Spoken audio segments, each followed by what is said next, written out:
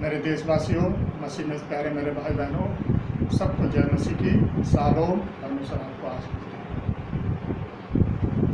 आज मेरे प्यारे भाई बहनों, हम विशेषकर वचन में से आज हम जानेंगे परमेश्वर का दर्शन और परमेश्वर की योजना, परमेश्वर का हृदय, परमेश्वर के हृदय के बारे में कि परमेश्वर का हृदय हमसे क्या कहता है। मेरे प्रियो, आज हम वचन में से जानेंगे। आप लोग निकालेंगे मेरे साथ हबक्कुक की पुस्तक अध्याय 2 पद संख्या 14, सिर्फ 2 का 14, हबक्कुक 2 का 14। मैं आपको पढ़ के सुनाता हूँ।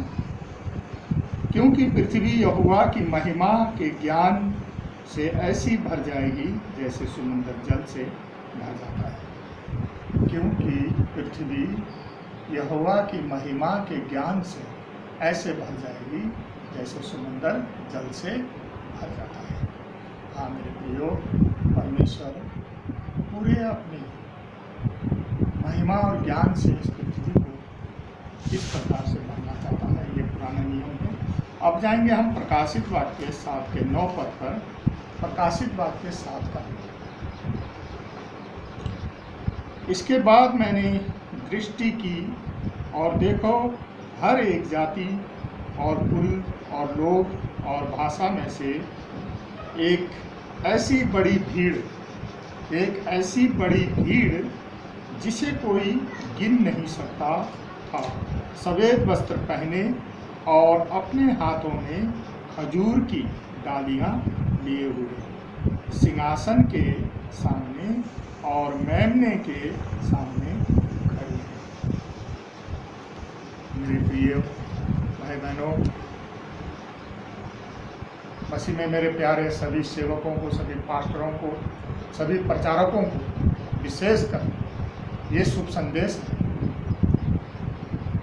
हमने क्या परमेश्वर के हृदय के प्रति और उसकी योजना के विषय में और उसके दर्शन के विषय में क्या हमने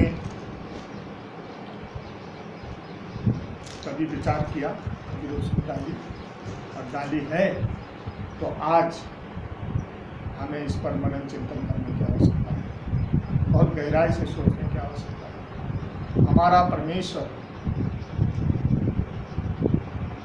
पूरी जातियों के लिए, पूरे जगत के लिए आया था। क्या देने? उद्धार और मुक्ति और जीवन, बहुतायत का जीवन। उसने कहा, मैं आया हूँ बहुतायत का जीवन देने वाला, अनंत जीवन देने वाला। तो मेरे प्रिय भाई बहनों, ये अनंत जीवन इस कदर देना चाहता है परमेश्वर, जैसे यहोवा की महिमा और ज्ञान से पृथ्वी ऐसे भर जाए जैसे समुद्र जल से भर जाता है। प्रकाशित वाक्य 7 का 9 कहता है, हर जाति, हर कुल, हर भाषा के लोग, इतनी बड़ी भीड़ वहाँ पर खड़ी है। कहाँ पर? सिंहासन पर, परमेश्वर के सिंहासन और मेमना कौन? यीशु ख्रिस्त के सामने उस सिंहासन पर खड़ी है। कोई उन्हें गिन नहीं सकता। तो मेरे प्रियो, ये कैसे करके होगा? ये ऐसे करके होगा जब हम बताएंगे, सुनाएंगे और हर जाति, हर भाषा काय के लिए? उद्धार और मुक्ति प्राप्त करने, स्वर्ग प्राप्त। कहाँ खड़ा किया उसने? स्वर्ग। तो मेरे प्रिय भाई बहनों, आज बहुत से अधिकारी से शुभ संदेश के बनाने की आवश्यकता है और इसको फिर एक ही जगह पे, किसी पानी को हम एक जगह पर अगर रोक देते हैं तो मेरे प्रिय भाई बहनों, वो पानी खराब हो जाता है, यानी उसमें कीट पतंगे, कीटाणु वो पीने के योग्य नहीं। उसको उसकी निकासी होनी चाहिए। इसी प्रकार एक जगह रुका हुआ ज्ञान भी कोई काम का नहीं रहता, वो एक ही जगह पे काम आता है, अन्य जगह पे खाली होता है। वो उस महिमा और उस ज्ञान को आगे बढ़ाए। यानी जिस प्रकार से हम उस पानी को खोल देते हैं तो आगे भी प्यासे लोग उस पानी को पी करके अपने जीवन को कर सकते हैं। अगर हम एक ही जगह उस पानी को रोक देंगे तो पानी खराब हो जाएगा, या एक ही जगह के लोगों के लिए होगा आगे के। इसी प्रकार से हमारा ज्ञान भी आगे तक पहुंचना चाहिए। जैसे पहले के लोग पहुंचाते थे, पहले के चेले करते थे, उस चेलों को चेले तैयार करते थे। और उसने क्या किया, उसने जहाँ जहाँ भी गया उसने कलीसिया स्थापित की, चेलों को तैयार किया और उनको भेजा। तो मेरे प्रिय प्रचारकों को, उपदेशकों को, सबसे निवेदन, क्या आज हम अपनी कलीसिया में से किसी को तैयार करके भेजते हैं? नहीं भेजते हैं, तो भेजें जैसे पौलुस भेजता था। अब हम एक पद और देखेंगे इसमें, जिस प्रकार से पौलुस ने तीमुथियुस को भेजा था। दूसरा तीमुथियुस अध्याय 2 का 2 हम पढ़ेंगे। मैं पढ़ के सुनाता हूँ, आप लोग नोट कर सकते हैं। बाइबल है, बाइबल निकालें और आप पढ़ें। अध्याय 2 के 2 में वो इस प्रकार कहता है, और जो बातें तूने बहुत से गवाहों के सामने मुझसे सुनी है उन्हें विश्वासी मनुष्यों को सौंप दे। किसको सौंप दे? विश्वासी मनुष्यों को सौंप दे, जो दूसरों को भी सिखाने के योग्य हो। क्या हो मेरे भाई बहनों? दूसरों को भी सिखाने के योग्य हो। ऐसे लोगों को सौंप दे, यानी उनको एक ही जगह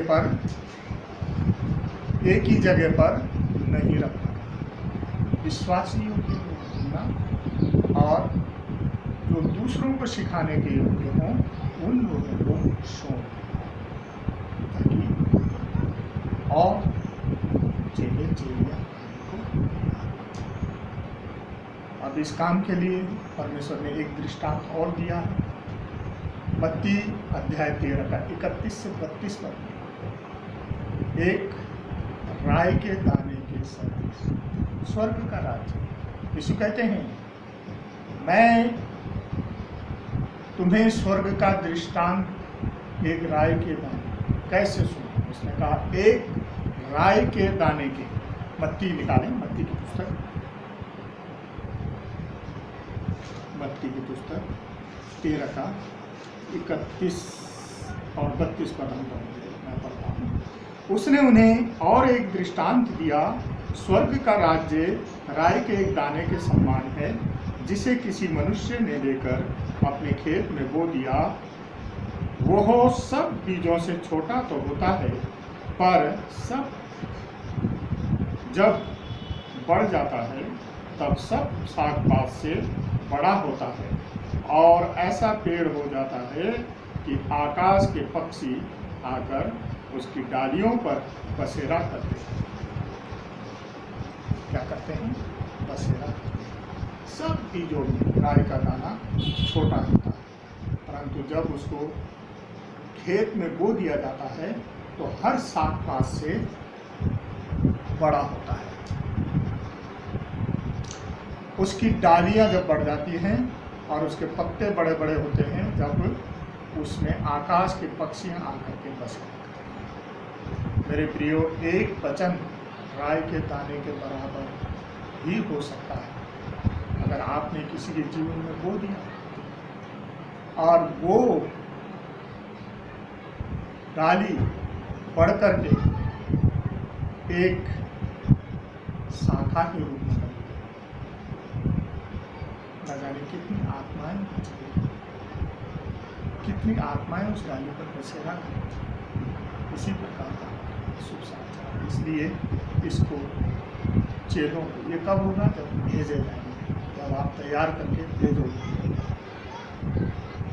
एक ही जगह में सब इकट्ठे होते रहेंगे। आओ चर्च में आ जाओ, आना है चर्च में, अच्छी बात है।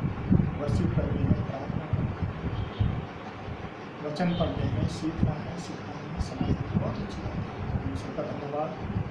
परंतु मेरे प्रिय, क्या सिर्फ यही करते रहना? आज 2021 वर्ष हो गए, ये पूरे जगत में सुसमाचार क्यों नहीं पहुंचा? यदि सुसमाचार पहुंचा होता तो यीशु का आगमन होता। यीशु ने स्पष्ट कहा है मत्ती 24:14, पूरे राज्य का सुसमाचार सुनाया जाएगा मेरा आगमन। मेरे प्रियो, क्या हम बात जो है बात जोते आपकी आत्माओं को बचाना उस झील में जाने से। मेरे प्रियो, आज हमें उसकी दर्शन को, उसकी योजना को समझने की आवश्यकता है। परमेश्वर का हृदय, दर्शन हृदय से बनता है, विचार हृदय से उत्पन्न होते हैं। हबक्कुक 2:14 कहता है, ये पृथ्वी यहोवा की महिमा और ज्ञान से ऐसे भर जाएगी जैसे समुद्र जल से भर जाता है। प्रकाशित वाक्य 7:9 लास्ट पुस्तक, वो कहता है, मैंने बहुत बड़ी भीड़ देखी, इतनी बड़ी भीड़ कोई उसे गिन नहीं सकता। हर जाति, हर कुल, हर भाषा में से खजूर की डालियां लिए हुए मेमना के सिंहासन के सामने खड़े हैं। तो मेरे प्रिय, ये कब खड़े होंगे? एक ही जगह झुंड बन के नहीं, झुंडों को भेजना पड़ेगा, झुंड में से तैयार जाएंगे तो ये सब। और इसके लिए क्या चाहिए? उसमें बने रहना। किसमें? यीशु में, यीशु में बने रहना। मेरे प्रियो, उसमें बिना बने हम काम नहीं कर सकते। आप निकालेंगे हम यूहन्ना 15:5 को, उसमें देखेंगे, उसने कहा, मैं दाखलता हूँ, तुम डालियाँ। जो मुझ में बना रहता है और मैं उसमें, वो बहुत फल फलता है, क्योंकि मुझसे अलग होकर तुम कुछ भी नहीं कर सकते। उससे अलग होकर के मेरे प्रियो हम कुछ भी नहीं कर सकते। उसमें होकर के हम सब कुछ कर सकते हैं। वो दाखलता है, हम डालियाँ हैं। जब तक दाखलता में डाली नहीं रहती तो मेरे प्रियो, ना तो फूल सकता है, फल सकता है, ना हरा हो सकता है। इसी प्रकार से यीशु में बने रहना, प्रार्थनाएं करना, उस प्रार्थना के मुताबिक अपने काम। फिर ये काम बिना प्रार्थना के नहीं। मत्ती 6:9 और 10 पद हम देखेंगे। मत्ती 6:9 और 10, मत्ती 6:9 और 10, मत्ती 6:9 और 10 कहता है, प्रार्थना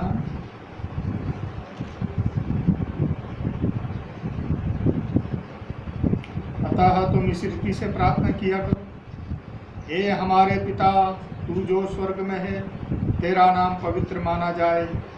10 पद, तेरा राज्य आए, तेरी इच्छा जैसे स्वर्ग में पूरी होती है वैसे ही पृथ्वी पर भी पूरी। हाँ मेरे प्रियो, क्या पूरी हो रही है? इस प्रार्थना को हम रोज करते हैं, शाम सुबह करते हैं। क्या सच में ऐसा हो रहा है? क्या हमारे नाम के द्वारा पिता का नाम पवित्र होता है? क्या हमारे काम के द्वारा उसका राज्य आ रहा है? क्या वचन जा रहे हैं? क्या चेले जा रहे हैं? तो ये जांचना, समझना सबके लिए अनिवार्य है, मेरे लिए भी, आपके लिए भी, सब। जो प्रत्येक विश्वासी परमेश्वर का चेला है और जितने भी विश्वासी परमेश्वर के चेला और उनका कर्तव्य है अपनी गवाही बताना परमेश्वर के।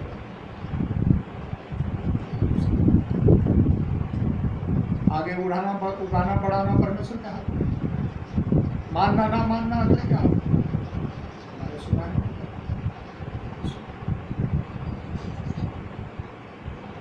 आप वो माने तो भी आप उठने के पात्र हैं, ना माने तो भी आप उठने के पात्र हैं, क्योंकि कल न्याय के दिन वो मुकर तो नहीं सकता कि मैंने समाचार नहीं सुना। और दूसरा फायदा ये होगा, जब सब सुन लेंगे तो हमारा यीशु मसीह आगमन निकट है, और वो अपनी कलीसियाओं को, अपनी दुल्हन को जो तैयार हैं, उन्हें वो बादलों पर उठा के ले जाएगा, यानी कि रैप्चर का समय। उस घड़ी, उस काल के लिए हम तैयार हैं। धन्यवाद